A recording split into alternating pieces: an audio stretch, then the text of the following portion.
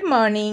স্কুলে independence day celebration আছে, তাই ড্রেস থেকে ফুড সবেতেই ট্রাই কালারের ছোঁয়া থাকতে হবে।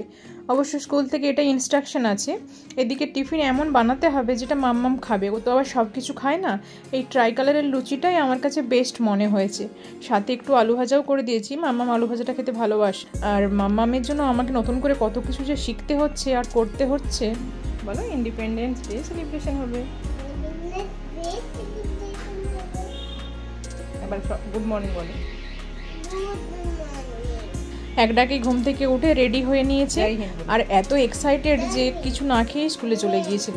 গেটে ঢোকার সময় তো মামামকে বাই বলার কথাটাও মনে ছিল না, গটগট করে ঢুকে গেল। স্কুলটাও বেশ সুন্দরভাবে সাজিয়েছে। স্কুল ছিল 1.5 ঘন্টার। তারপর স্কুল ছুটির পরে সব ফ্রেন্ডদের একসাথে নিয়ে কিছু ফটো ভিডিও করলাম। সবাই তো ভীষণ ভীষণ খুশি। তারপর বাড়িতে ফিরে স্কুল থেকে একটা বেলুন নিয়ে এসেছিল, সেটা দিদুনকে দেখাতে যাচ্ছে।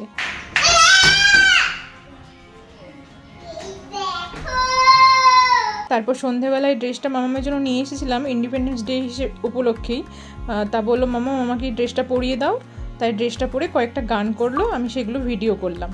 গানগুলো নিজের থেকেই ফোন দেখে শিখেছে, আমি জানতামও না যে ওই গানগুলো করতে পারে। সবাইকে টাটা, বাই বাই, জয় হিন্দ, জয় ভারত, বন্দে মাতরম।